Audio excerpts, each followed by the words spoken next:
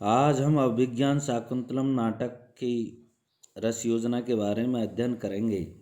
महाकवि कालिदास स्वभावतः रससिद्ध कवि हैं।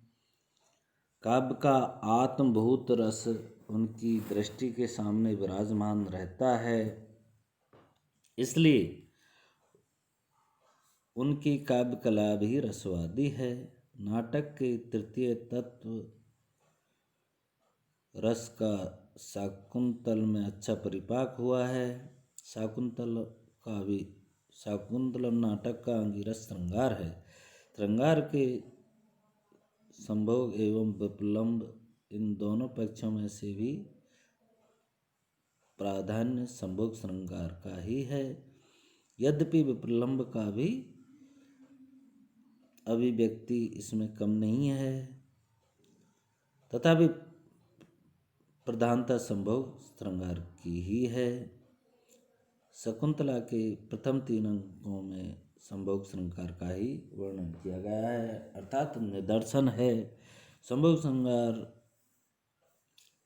के बारे में हम चर्चा करेंगे।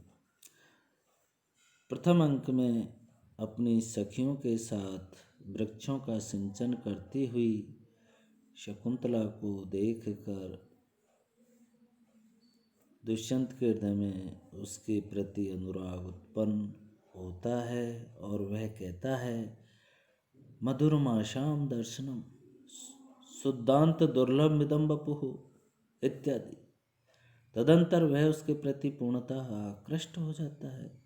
इदम कलाव्याज मनोहरम वपुः सरसिज मनुविद्यम आदि के द्वारा उसके सौंदर्य की प्रशंसा करता है और शकुंतला के जन्म वृत्तांत को जानकर उससे अपने प्रेम की अभिव्यक्ति करता है।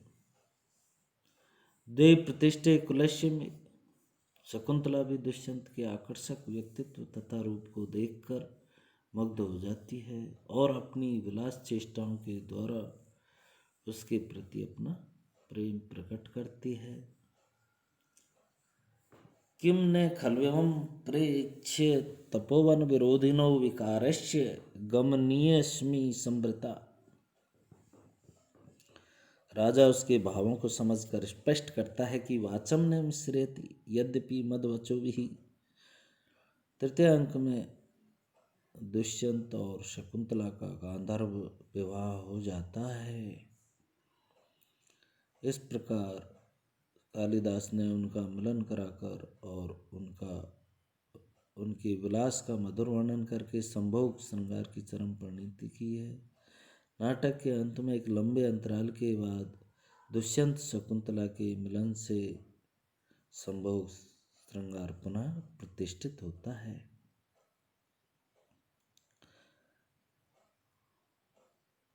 अब हम विप्रलम्ब श्रृंगार के बारे में जानेंगे। विप्रलम्ब श्रृंगार के बिना संभोग श्रृंगार की पुष्टि नहीं होती है।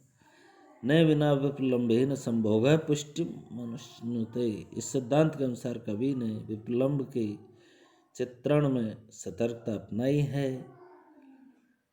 नाटक के द्वितीय, तृतीय एवं छठे अंक में मुख्य रूप से विप्रलम्ब श्रृंगार ही है। विरह की अवस्था में दुष्यंत की विरह वेदना को कवि ने सूक्ष्म शब्दों में वर्णित किया है। स्निग्धम विचित मन्यतो अपि चित्रे निवेश्य अनाग्रतम पुष्पम अभिमुखे मयि संहृतमीक्षितम दर्वांकुरेण आदि के द्वारा विरह के समय समस्त शीतलता प्रदायिका वस्तुएं पीड़ाजनक होती है। विरहिणी को चंद्रमा की किरणें अग्नि बरसाती प्रतीत होती है। तभी तो शकुंतला कहती है, तब कुसुम सरत्वम शीत रश्मि तुंदो दयमिदमर्थार्थम दृश्यते मत विदेशु विसृजति हिमगर्भै अग्निमिन्दुर्मयूखै त्वमपि कुसुमबाणान् वज्रसारी करोषि। तृतीय अंक के प्रारंभ में दुष्यंत के वियोग में शकुंतला भी अत्यंत क्रस होकर शिलापट्ट के ऊपर पुष्पशैया पर लेटी हुई दृष्टिगोचर होती है। वह अत्यंत अस्वस्थ शरीर वाली हो गई है। वलवद वलवद स्वस्थ शरीर शकुंतला दृष्टि, उसके शरीर में केवल लावण्यमयी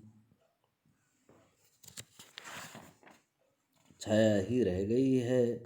केवलम लावण्यमयी छाया त्वाम ने मुंचती, वियोग व्यथा से व्यथित होकर उसकी दशा झुलसी, वही वासंती लता सी हो गई है। छाम श्याम कपोल स्पृष्टा लता माधवी। तृतीय अंक के अंत में भी विप्रलंब की ही स्थिति है। राजा दुष्यंत की विरह वेदना का वर्णन षष्ठ अंक में मिलता है। निरपराध पत्नी को अज्ञानावस्था में त्यागने के परिताप से उसकी विरहावस्था दयनीय दशा को प्राप्त हो रही है। वह वसंतोत्सव को रोक देता है। किसी रमणीय वस्तु में उनकी रुचि नहीं है। उसने अलंकारों का परित्याग कर दिया है।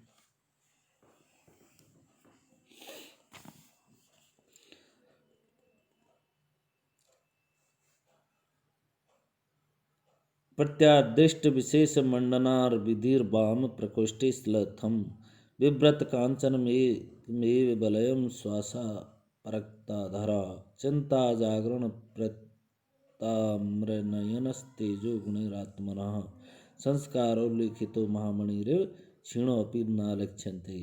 अपने राज दरबार में किए गए शकुंतला के अपमान का स्मरण कर उसका हृदय दग्ध हो रहा है।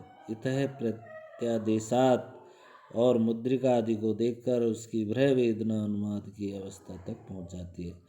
तब सुचरित मंगलियम, कवि ने इस प्रकार संभोग एवं विप्रलंब श्रृंगार का इस नाटक में सुंदर वर्णन किया है।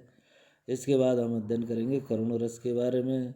अभिज्ञान शाकुंतलम का चतुर्थ अंक करुण रस से उत्प्रोत है। शकुंतला को विदाई के अवसर पर करुण रस की मार्मिक व्यंजना हुई है, जिसके कारण बीतरागी कर्ण समेत शकुंतला की सखियां ही विरह व्यथित होकर नहीं तड़पती, अपितु समस्त तपोवन में करुणा की छाया सी छाया रहती है। उदगीर्ण दर्भ कवला मृग परित्यक्त नर्तना मयूरः आप्रसता पांडुपन्ना मुंचन्त सुष्णी लता। महर्षि कर्ण शकुंतला के वियोग की संभावना से व्यथित हो उठते हैं। यास्यत्यद्य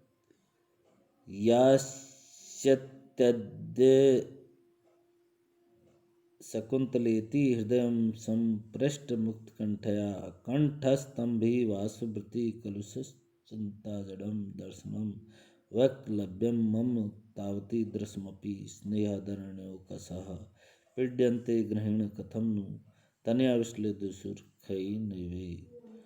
पंचम अंक में दुष्यंत से तिरस्कृत शकुंतला अत्यंत खिन्न होकर जब भगवती वसुंधरा से शरण मांगती है, भगवती वसुंधरे देही में ने विवरण, तो उस समय भी कारुण्य की ही व्यंजना होती है।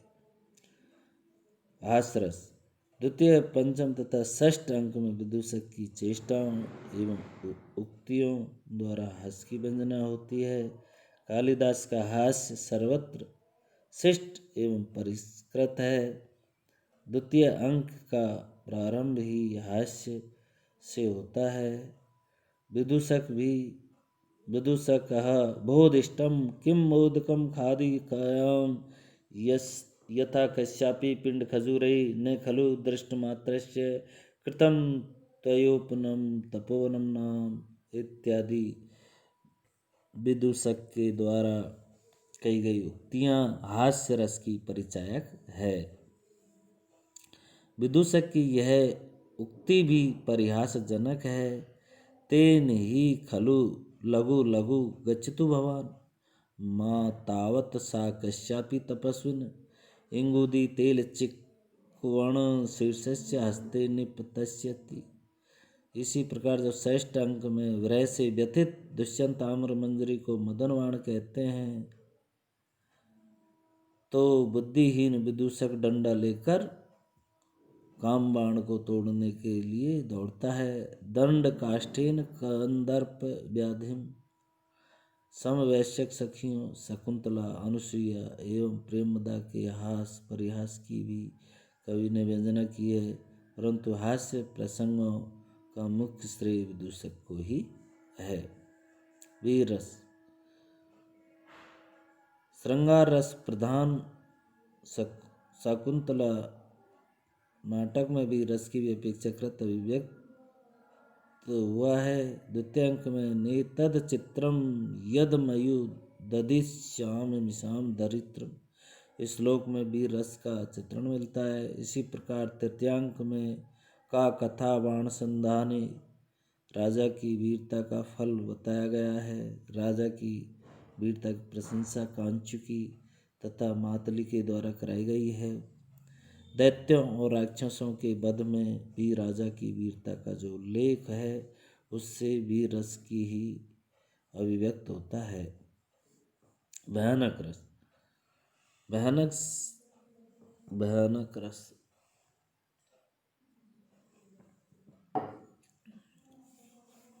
भयानक रस का वर्णन प्रथम अंक में ही मिल जाता है।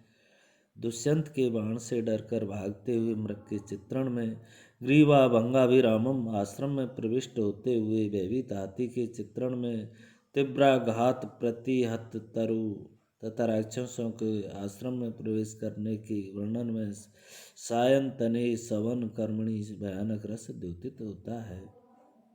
रौद्रस इस रस की पूर्ण निष्पत्ति तो कहीं नहीं हुई है।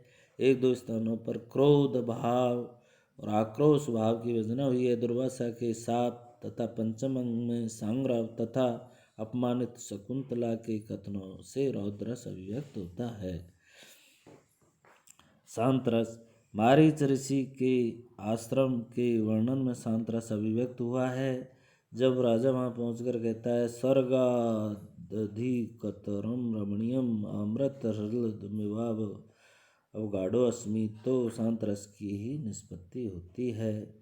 वात्सल्य रस सप्तम अंक में वात्सल्य रस का आनंद प्राप्त होता है। सर्वदमन के वर्णन में आलक्ष्य दंत मुकुलान किम ने खलु बाले अस्मिन नोरस एव वत्सलयति आदि स्थलों में वात्सल्य रस का संचार हुआ है।